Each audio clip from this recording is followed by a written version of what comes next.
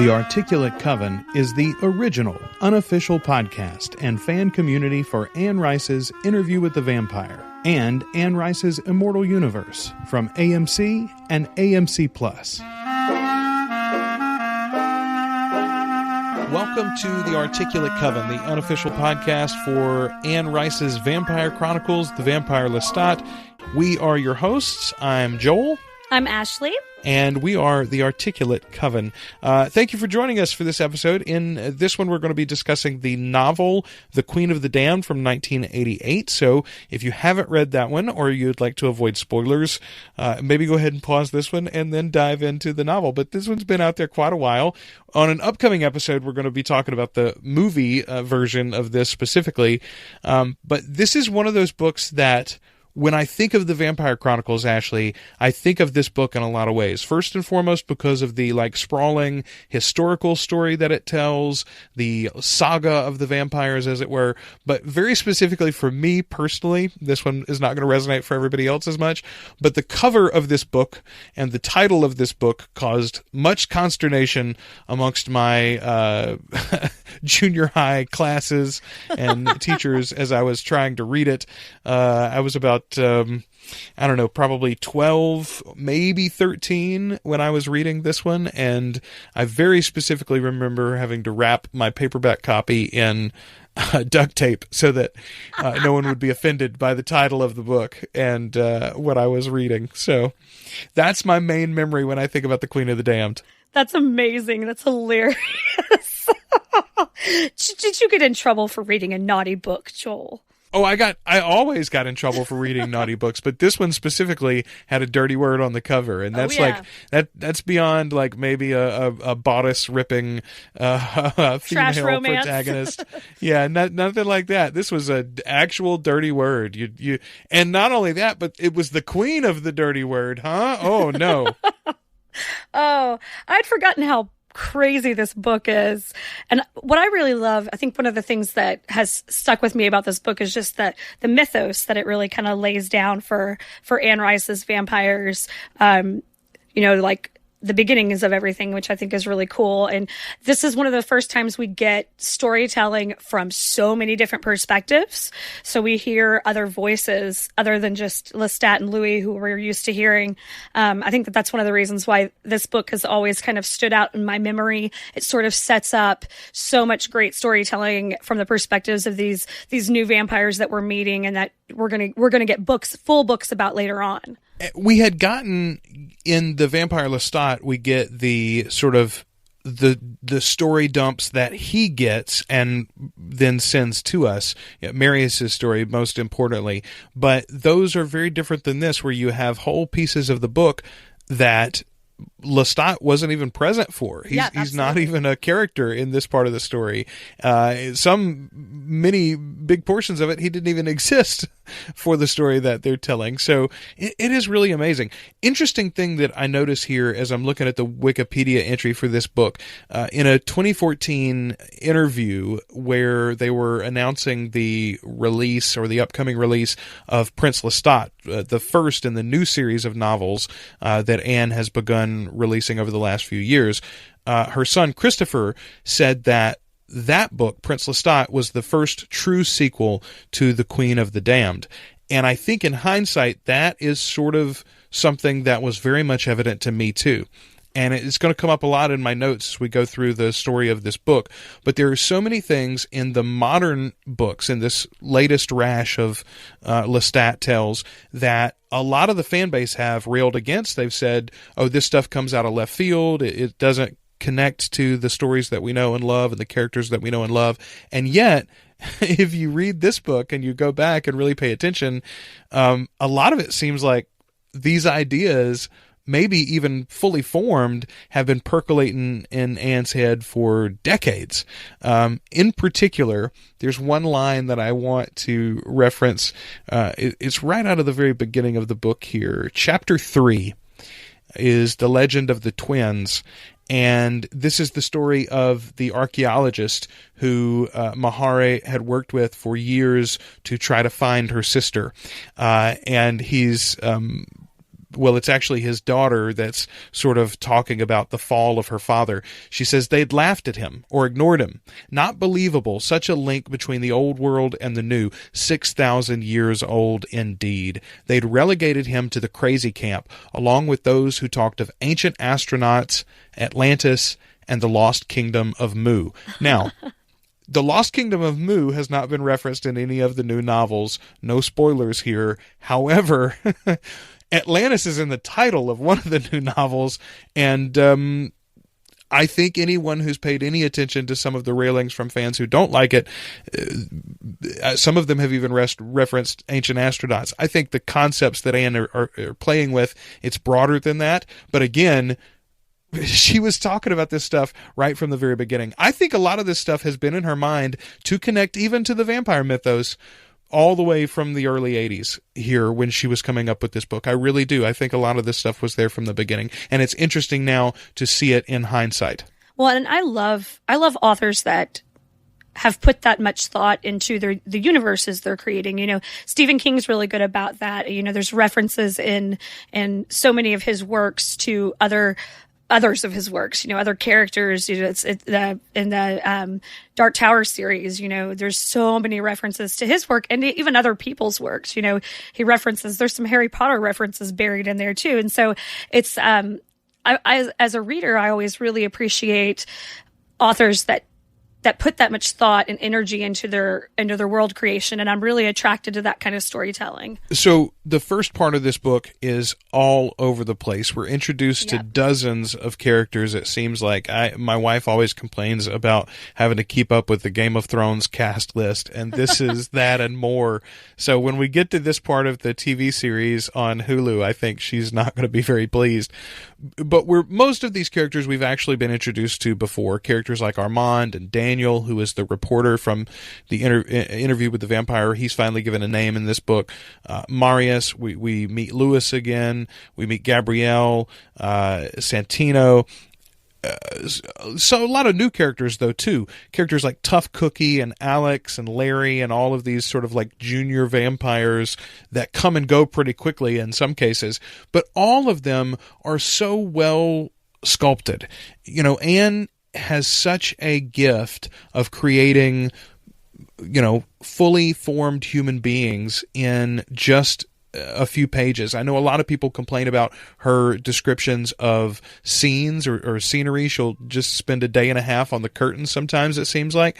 But when she comes to character descriptions and the actual building of those characters, I think she does such a great job. Somebody like Tough Cookie literally has one chapter, but I remember Tough Cookie. I think about her sometimes. I think about that story and the ups and downs, the rises and falls, and all of that adds to the drama as you see what Akasha is doing, and then finally eventually understand why she's doing it, and you know, you're sort of swept up in it as part of Lestat's story.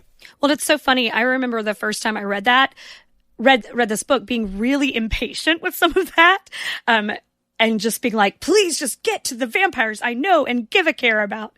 But I will say with this read, I was completely sucked in to those real peripheral storylines that are just sort of laying the groundwork for what's about to go down, and really help create that tension and that confusion that's happening amongst the characters as they're trying to figure out what the hell's going on around them. So, and what is going on around them? Two things primarily. There is the dream of the twins, which we've already referenced. The story of the twins, the archaeologist has this, but he's having these vivid dreams of this story sort of realized, played out in front of him, and many immortals, many vampires across the world are having this dream of the twins as well.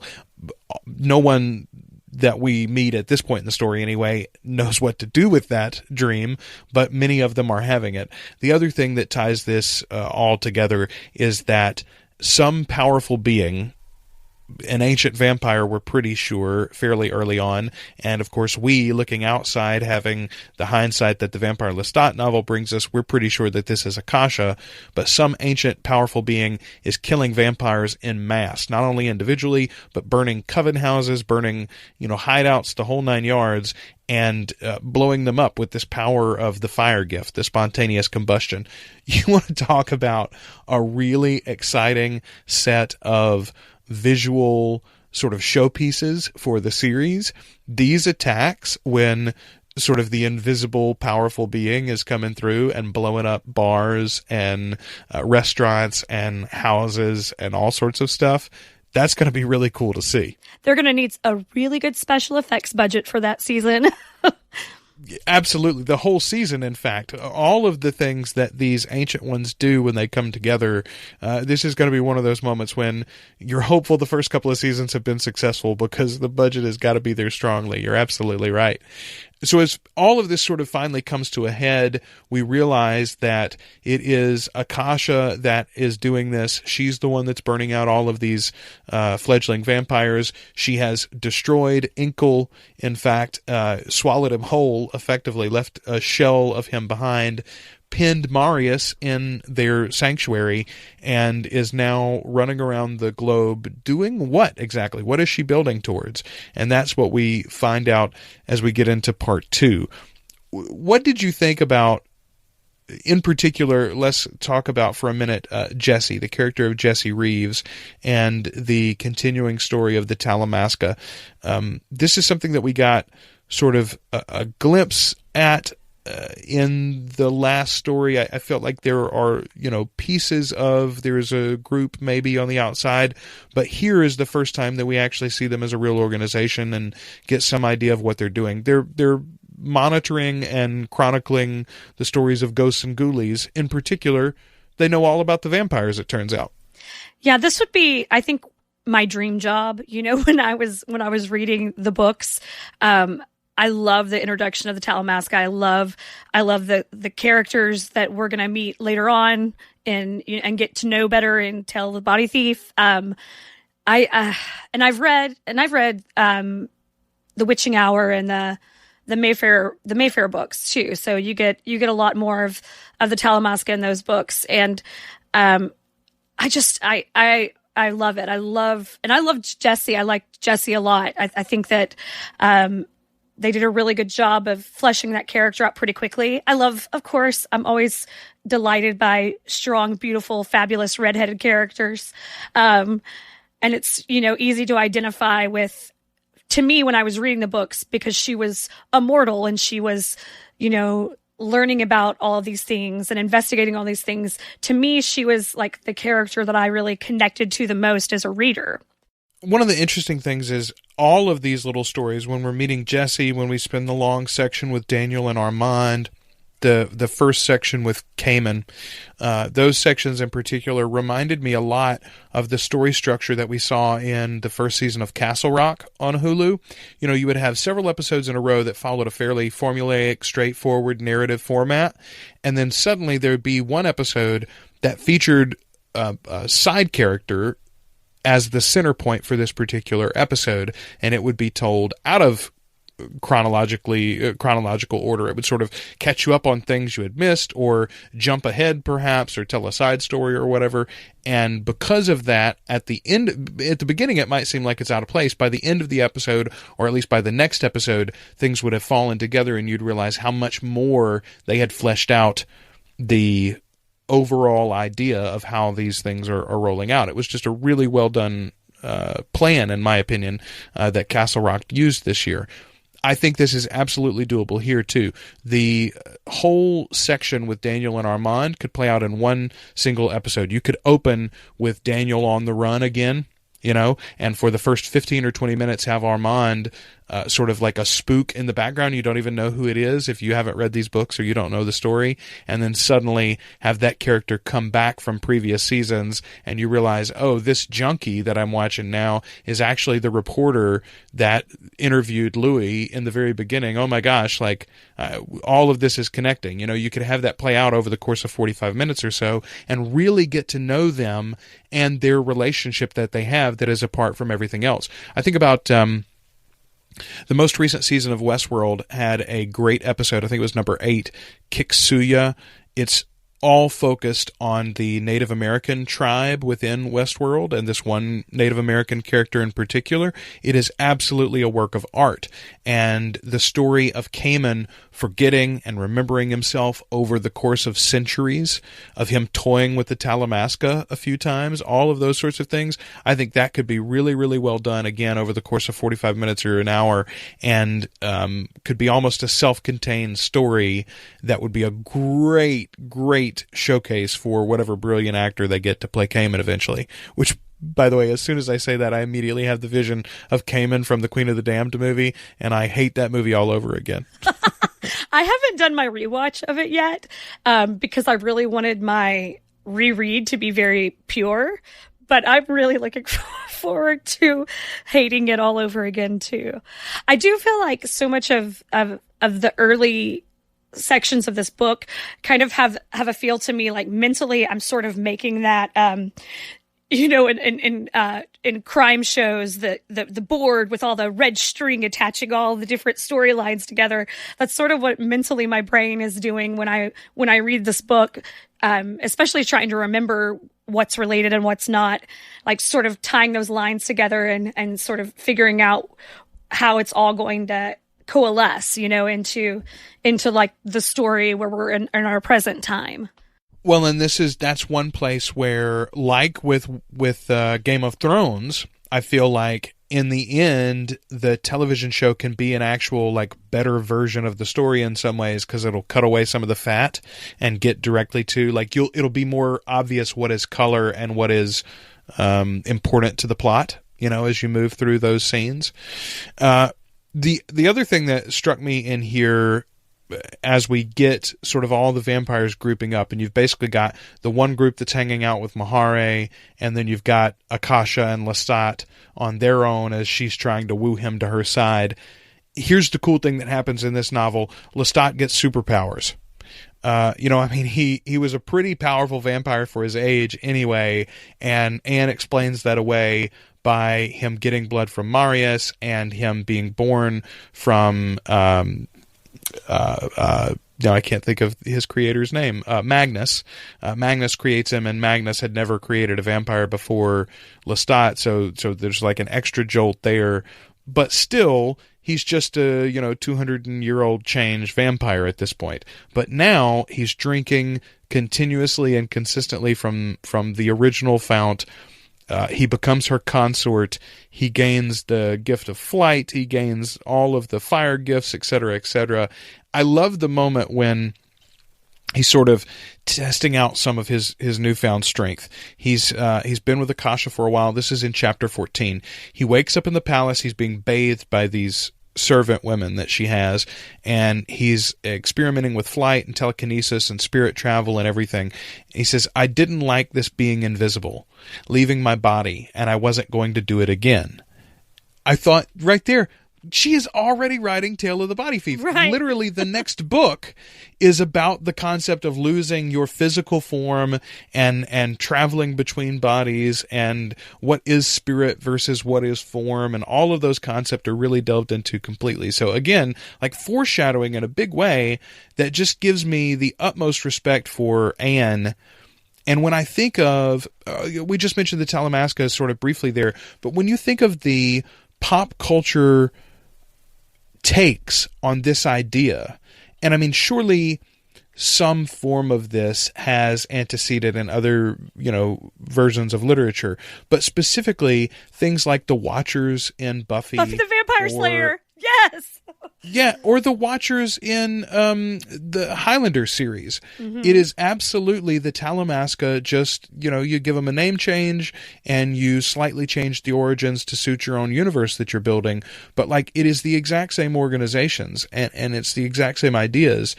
And so I think about how influential she's been in those specific ways, and then in broad ways as far as, like, universe building and consistent saga,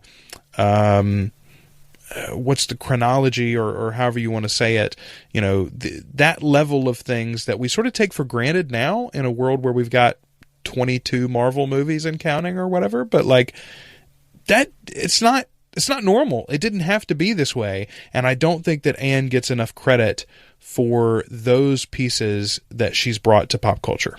Oh, I would agree with that 100%. And I don't think she gets enough, I just in general don't think she gets enough credit for the depth of her work and the depth of her writing and the depth of the creations, because I think a lot of people think it's just, we joke about it, about the sexy vampires. And I think that a lot of people just sort of write it off as, oh, it's just, silly, sexy vampires. But there's a lot of meat to these stories. Oh, absolutely. And we're getting into a stretch that I particularly love, where I feel like Anne gets real metaphysical for a while in her own life and begins to explore some things too. The Tale of the Body Thief and Memnoch the Devil in particular.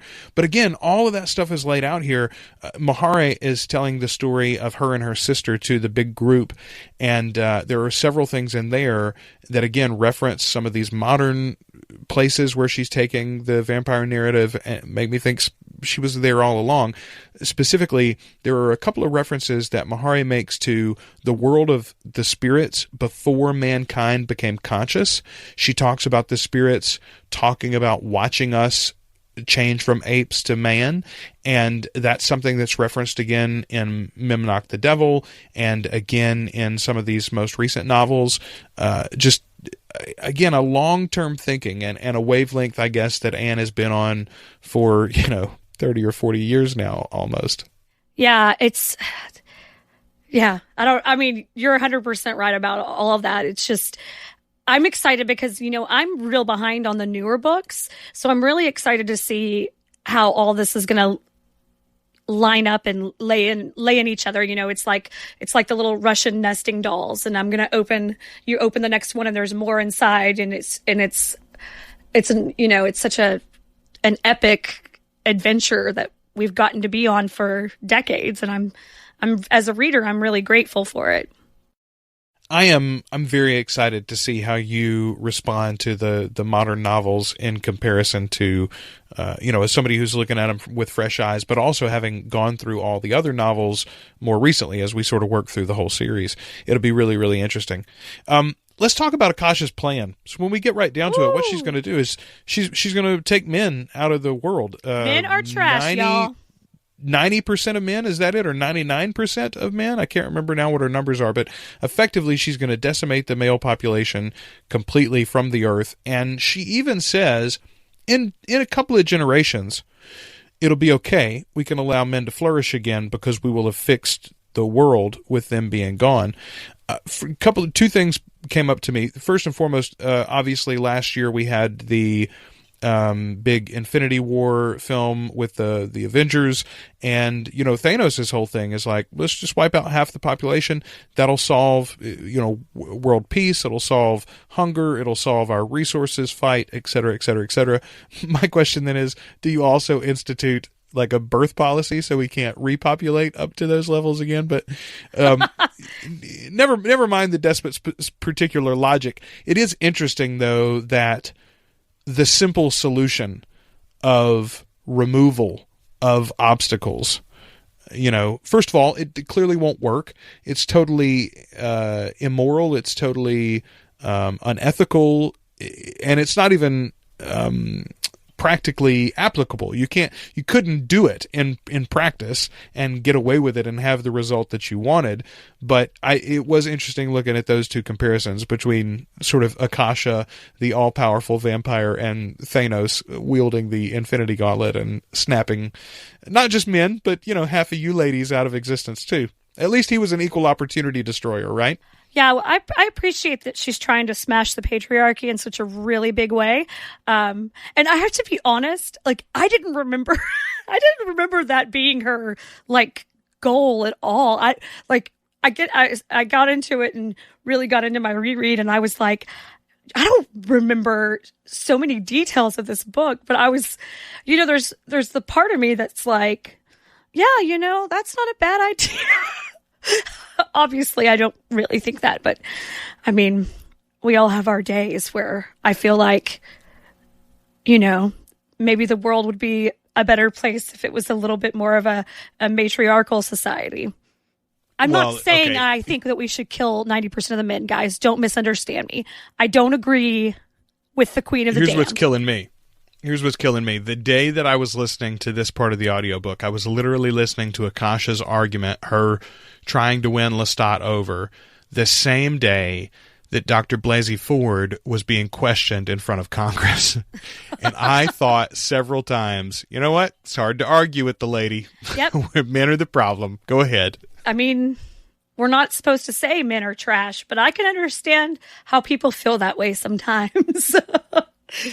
It just seems like an awful higher percentage of men are of that persuasion than women anyway. Not all men, Joel. Hashtag not all men. That's right. Hashtag not all men. hashtag not all vampires either. Ashley, not all vampires are on board with this. I did think it was interesting that she effectively has no one on her side when it comes right down to it. That none of the elders, and first of all, this group is obviously very selective. It's basically based on who either Akasha couldn't kill directly or she wasn't positive she could, and then those that Lestat loves specifically, and she thought them being alive would aid her case, or him winning him over to her case, I guess I should say. But still, no one in this group looks at her plan, looks at the odds against survival if they fight her, and says, yeah, sure, I'm in with you. Like, I mean, it just seems like surely there's at least one lackey in the group. That's the thing that struck me as odd, is that what Anne has created here is an entire, pantheon sort of vampires that are effectively all benevolent, really, when it comes right down to it. Like, the true evil ones don't last centuries, except for, there are a couple of examples, clearly, especially in the modern novels. There's some older vampires that have resurfaced that are pretty dastardly dudes and dudettes, as that were. But the number of true chaos agents, I guess I should say, not evil or good, but those who are for chaos versus stability. There just aren't many. Akasha's the only one, really, that's up for chaos. It's true, but I think that part of that is because all of these vampires that we're hanging out with in this book, so many of them have a love for humanity, have a love for people, have a love for the art that humans make, and they really romanticize humans, even though they're feeding on them, but they still have this very kind of romantic love for humanity. And I think that that's really the reason why they don't lean towards her side. It would be an easy choice to make. I mean, it's not really long term, especially the older ones. They don't even really have to feed that much. It's not really going to affect them, but I think that it's really that love of humanity that they all kind of share. And I think it's one of the reasons why they're all drawn to each other too, as like the little coven that they become and that they create for themselves.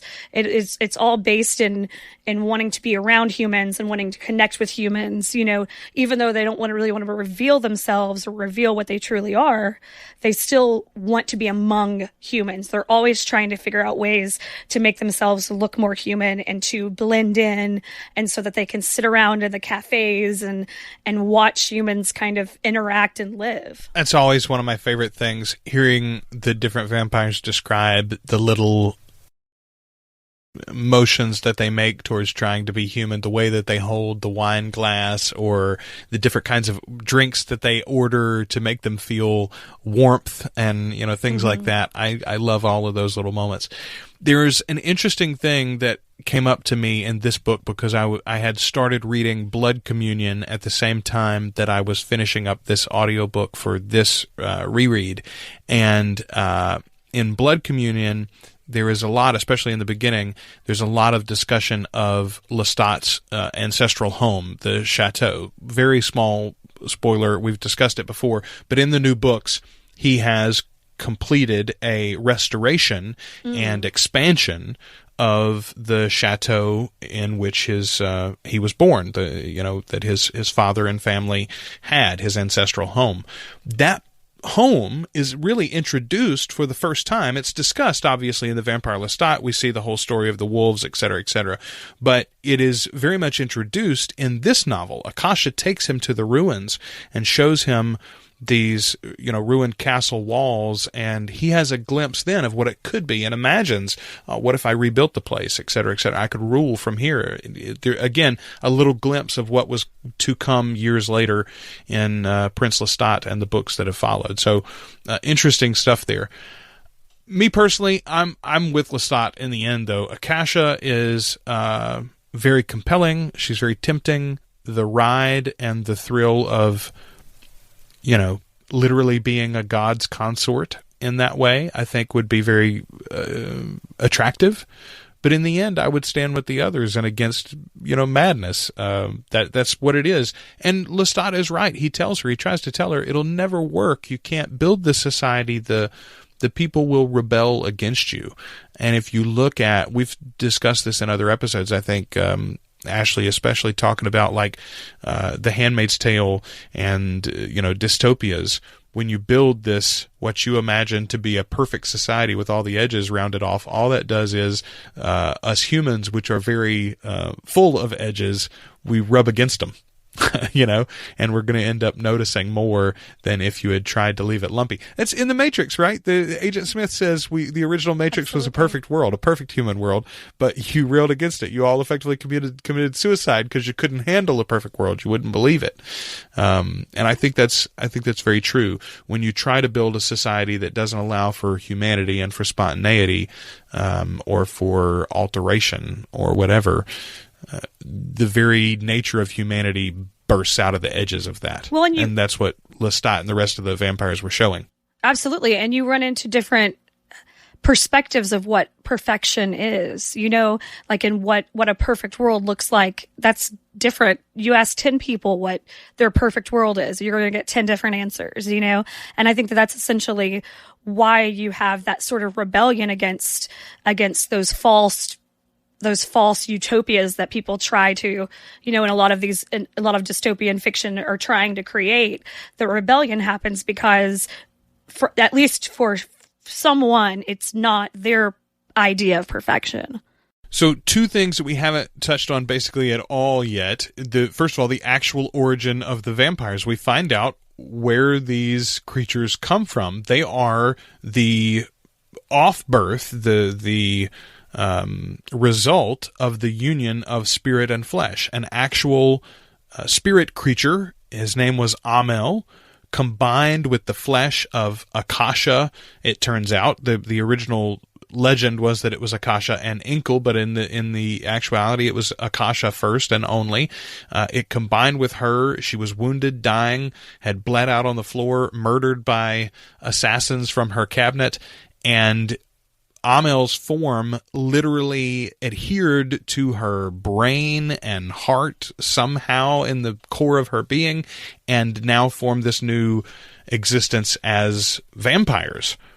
This is, first of all, a huge idea, and again, we talked earlier about the concept of the Talamasca and how that's been copied. The origin of vampires is something that a lot of different mythos have discussed, but it wasn't really something that I don't remember anybody talking about. I don't remember reading anything that comes before this one. This is a pretty darn good origin for a creature like a vampire. Oh yeah, absolutely. This is the stuff that I remembered from my first read. It was all about, like, the mythology really, really stuck with me.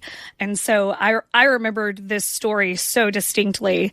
And I love it. I love the idea of different types of spirits, that there are spirits that are cool and will play games with you and do parlor tricks essentially. And then there are obviously more mischievous spirits, and then there are spirits that actually have intentions that are not good. And so, and as the twins are, in their youth, and it always seems like, I love that it's all passed down through that matriarchal line of the daughters of these women being able to connect to the spirits and being able to talk to the spirits and have those relationships. And, but it's a dangerous game because you're really not in control.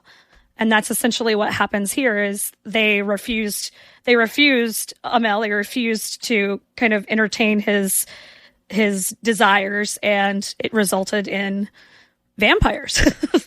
And it's such an interesting concept, the idea of spirits as these sort of immature beings, even though they're ancient, thousands and thousands of years old. The skepticism that all of the characters treat the spirits with, the idea that, they say they all existed before humans, but maybe they didn't. We don't know whether to believe them or not. All of that is such an interesting idea, and it's particularly, I think, a reflection of the skepticism and the hunger for answers that Anne brings to her own struggles with religion. Raised devout Catholic, sort of fell away from not only Catholicism but religion at all. She would have considered herself and did consider herself an atheist for most of her life in the middle period, and then to come back not only to religion but specifically to Christianity, a very sort of orthodox view of Christianity for a while, and then to open that back up into what is now kind of a more new agey universalist approach, I think is how she'd probably describe herself now. She might even be back to being agnostic, I'm not sure. But that long, weird road with God, that is such an interesting idea, and it's our own universe, I think, is even more compelling. Lestat's whole story, really, is about his quest to be good, his quest for purpose and for moral certainty.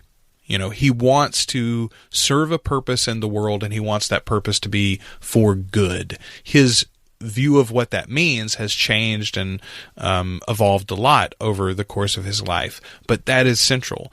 And for Lestat, that is still very much in relation to whatever supreme being exists for him, and I think that is a great example of how even with these very sort of mundane spirits, Mahari and Makare, they have that same sort of relationship with the spirits that they actually know exist. They're communicating with them. They know that these supernatural beings are real, and yet still, I don't know, maybe today I believe in them exactly, and maybe I think that they did exist before us, and maybe they are some sort of next level, and then the next day, they're all just dead humans, and they're all stupid and have forgotten, and it's back and forth. Well, I think it's really natural in humanity, and you see it, throughout the history of human and culture and religion. Like, we're always trying to find answers to the unexplainable. We're always trying to explain the things we don't understand. And I think that that's one of the reasons why she makes sure that she imbues even her supernatural characters with those characteristics, because those are the things that connect us. Those are the things that help us understand each other. Those are the shared feelings. Even an atheist has come to that place because they've questioned things. Even an agnostic is always questioning things. So many people find religion and seek religion and embrace religion because it gives them comfort, or it gives them a way to explain things that they don't understand or that they fear. And I think that it's very wise of her to include those qualities in her characters. And I think it's one of the things it's one of the reasons why we're still, 30, 40 years later, still talking about Louis and Lestat. That's the reason why we're talking right now, why we still care about these characters. If we couldn't connect to them, it would be like I don't feel like people talk about the Twilight vampires like this. You know what I mean? Like she gives them a beautiful humanity that we can understand and relate to. Absolutely. And lots of other writers can crib off of and make pale examples that then sell lots of copies too. I'm not going to call any names. I'm just going to say lots of people wrote trashy versions of an Anne Rice novel, and they have whole careers based off of it. For sure. And that's great. But I don't think people are as connected to that on a long-term level. You know what I mean? No, absolutely. That's what I'm saying. It's like, it's the difference between, a fine meal and fast food. Both are sustenance of some sort. The one other big concept that we haven't talked about at all in this one yet is the Great Family. This is something that I remember even in my initial reading thinking, oh, this is going to have a lot more importance moving forward. This is going to matter in future books, I think, or maybe even, and I thought at the time there was some connection between the Great Family and the Mayfair Witches. There's not directly anyway. They are sort of like mirrors of each other in that they are, long-term tracked family connections that were tracked by matrilineal heritage, and they were supernaturally powered in some way or supernaturally connected, but they're not connected to one another directly. I do love the idea, though, of an ancient vampire finding her purpose in following and protecting and shepherding her own human descendants. I think that is fascinating. And of all the ancient vampires that we meet in Anne's world, Mahare is the only one who's never gone to sleep. And the reason she never had was because she always had a focus and she always had an entry into the modern world. She never lost her mind. She never lost herself because she was always tied to the Great Family. I find that concept just absolutely fascinating. And I wish that there was more to it, more done with it in these stories. Even in the modern stories, I feel like, and again, I don't want to get into spoilers, but I feel like there are different ways that she could have brought that back in one way or another, and she didn't take those opportunities. So when she has connected so many things over the years, it's interesting that is sort of this one giant story that's just left out there. Obviously, it was used in this particular novel as a very specific example of what would be lost if Akasha won, right? The Great Family would be shattered if Akasha's plan was enacted. But it seems like that, I don't know, I'd like to know more members of the Great Family as we move forward in these stories, I would think. Well, I think it's interesting that most of our vampires don't have offspring before they became vampires. Like Gabrielle, I think, is pretty much it as far as like that I can think of offhand. Most of our vampires had not had children themselves. And so they don't have that same connection to a family, to their, that's how they end up creating their family or attempting to create their family through their, preternatural offspring, through the vampires they sire. But even that they end up losing their connections in some ways because they can't hear each other. They can't communicate. You know what I mean? That you can't, I think that's one of the reasons, one of the differences between Maharet and the other vampires, and the reason why she never went to sleep, why she never had to, because she has this driving purpose that the other vampires really can't understand, but they're always seeking. Yeah, in a lot of ways, it's like, or I should say, Marius's, his job of keeping those who must be kept was sort of a mirror of that, a smaller version of that. He's keeping the vampire family while she's maintaining the great human family. Absolutely. I love this book. I love this book, particularly in retrospect, particularly when you think about or know about some of the things that Anne is doing with this story now, and as she continues it forward. I think this book has even more to tell us and add. The characters and the color that she brings throughout it are just thoroughly enjoyable. It is a long read, particularly in comparison to the other two that had come before, but I would probably put it as my second or third favorite book in the whole series, actually. I am it's always been my favorite, my favorite of the books, just because I just loved the depth of it. And I loved that it introduced us to so many characters, though that I agree with Kelly, that does get overwhelming, but so many of these characters we're going to see again. This book, I fell in love.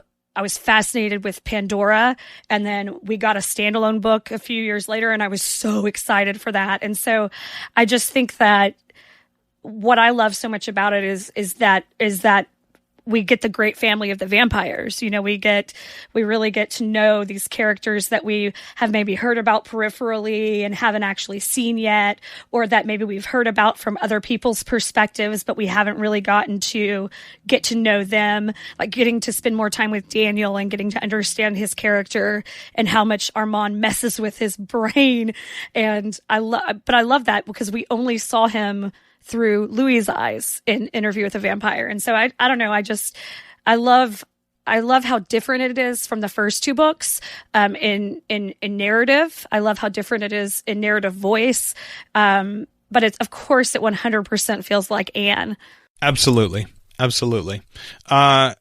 So what you need to do now, if you're listening to this and you have read Queen of the Damned before, then you need to go out and you need to find a copy of the film. I'll tell you, you can stream it on HBO Go or HBO Now if you have one of those services, and you could probably find it in your local library too. You could probably find a copy on DVD maybe to watch if you want to.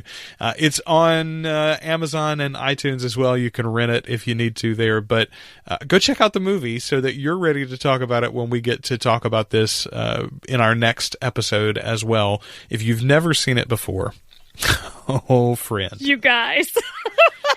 Oh, bad. friend. There's so much, like all of the things that Interview with a Vampire did right with Neil Jordan and Brad Pitt and Tom and that whole crew. This movie gets wrong so many of those very, very same things. It is so interesting to see the juxtaposition of those two things. And also the juxtaposition of this story laid out in, two novels, basically, The Vampire Lestat and The Queen of the Damned, both of which were longer than the books the book that had come before. And then in the movie, they squeeze all of that story into what is actually not that long a film. Like, it's barely 2 hours even, I think. It feels interminable. Yeah, no, you're right. Nobody gets to the end of that movie and goes, "Man, I wish I'd left in the the 25 minutes worth of outtakes." Where's the? I could turn around and rewatch this immediately. Said no one ever. No, that is very true. Film.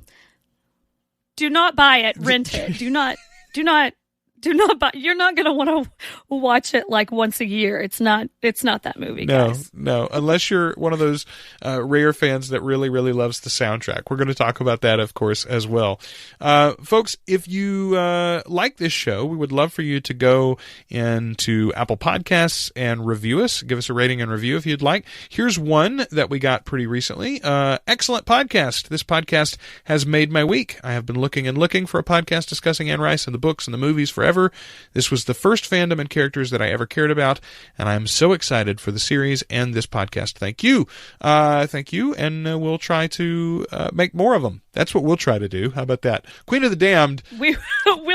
We'll try very hard. Queen of the Damned, the movie is only, like I said, it's only 2 hours, so that it should not take us months to get this next episode out anyway. And then after that, Tale of the Body Thief is a pretty quick read too. So we're going to try to get those into high gear for you. And of course, we've always got our ear to the ground for new news about the upcoming TV series. If you haven't been up to date on that, go back and listen to our episodes where we discuss the news laid out so far. Every now and again, Christopher will post a Instagram image of he and or his mother hanging out at Paramount Television Studios. So work continues, and when there is big news, particularly as casting begins, that's the next thing really that I think we're likely to hear is some of the major casting announcements. When that stuff comes up, we'll have a discussion of that as well. You can join us on Facebook. Search for Articulate Coven. We've got a Facebook group there you can join, and you can find us anytime online at articulatecoven.com. Ashley, you got anything you want to add for this episode? Just a shout out to the Facebook group. I love I've been sick almost the entire month of January, which has lasted for, I think, about a year and a half now. But I love the conversation in the group. I love when you guys post things. So please join us and keep the conversation going. We love talking to you guys. Well, and it's one of those things that for those of you that are there now or that join us after you hear this, you're going to be able to say you were there when, because I guarantee you when this TV show comes out, people are going to find the podcast, people are going to find the Facebook group, and it's going to sort of blow up overnight with people that aren't part of the in crowd, that weren't here from the very beginning. And so it's going to be a whole different experience. Make sure that you're one of the early adopters, and you could be one of the leaders of that big community as it grows once the TV series gets into high gear. Until next time, we have been your hosts. I'm Joel. I'm Ashley. And we are the Articulate Coven.